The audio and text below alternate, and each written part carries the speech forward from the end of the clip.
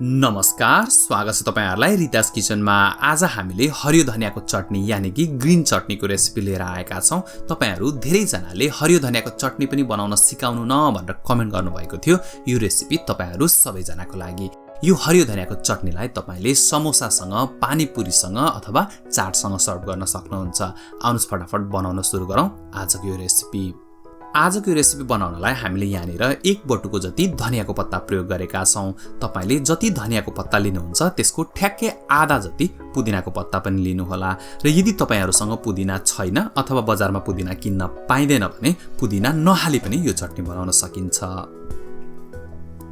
त्यसैगरी हामीले थोरै अदुवा लसुन पनि प्रयोग गरेका छौं र यदि तपाई पिरो खानुहुन्छ भने 3-4 वटा हरियो खोर्सानी पनि प्रयोग गर्नुहोला। साथसाथै हामीले यहाँ थोरै नुन प्रयोग गरेका छौं। आफ्नो स्वाद अनुसार एडजस्ट गर्नुहोला र थोरै भुटेर जिरा लिनुहोला। भुटेको जिराले एकदमै राम्रो स्वाद दिन्छ।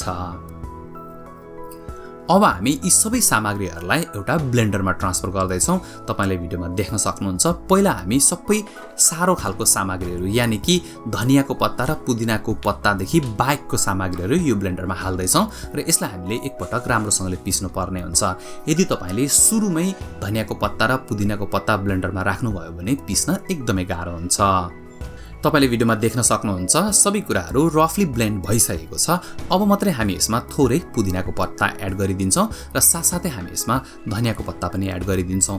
तपाईले यो चटनीलाई एकैचोटी अलिकति ठूलो क्वान्टिटीमा पनि बनाउन सक्नुहुन्छ र यसलाई तपाईले फ्रिजमा राख्नु भयो भने लगभग 3-4 दिनसम्म राखेर खान सकिन्छ। यो चटनी वास्तवमा एकदमै मिठो हुन्छ र यो भात रोटीसँग पनि सर्भ गर्न सकिन्छ। अब यसमा तपाईले थोरै पानी पनि एड गरिदिनु होला।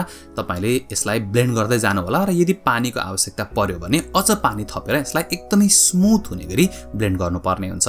म तपाईलाई यसको टेक्सचर देखाउँछु। ल हेर्नुस् त कस्तो एकदमै स्मुथ देखिएको छ। यदि तपाईले पिस्दाखेरि यस्तो स्मुथ भएन भने तपाईले यसमा अझ अलिकति पानी हालेर अनि यसलाई एकछिन अझै ब्लेन्ड गर्नु होला। यो हरियो धनियाको चटनीलाई एउटा बलमा ट्रान्सफर गर्नुहोला र तपाईले भिडियोमा देख्न सक्नुहुन्छ यो कस्तो स्मुथ देखिन थालेको छ। तपाईले यसरी बलमा ट्रान्सफर गरिसकेपछि अनि यसमा थोरै तोरीको तेल एड गरिदिनु होला। यो तोरीको तेल चिसै एड गर्दा हुन्छ, यसलाई तताउन आवश्यक छैन।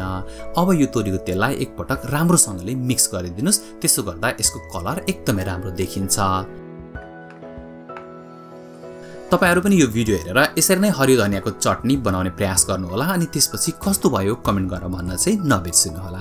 आजको रेसिपी तपाईहरुलाई कस्तो लाग्यो, मन पर्यो हैन त? त्यसोभए लाइक गरिदिनु होला, कमेन्ट गरिदिनु होला अनि साथसाथै साथीहरुसँग शेयर पनि गरिदिनु होला। साथै हाम्रो च्यानललाई सब्स्क्राइब गरेर हामीलाई सपोर्ट पनि गरिदिनु होला। अर्को रेसिपी लिएर फेरि आउने छौं। आजलाई धेरै धेरै धन्यवाद।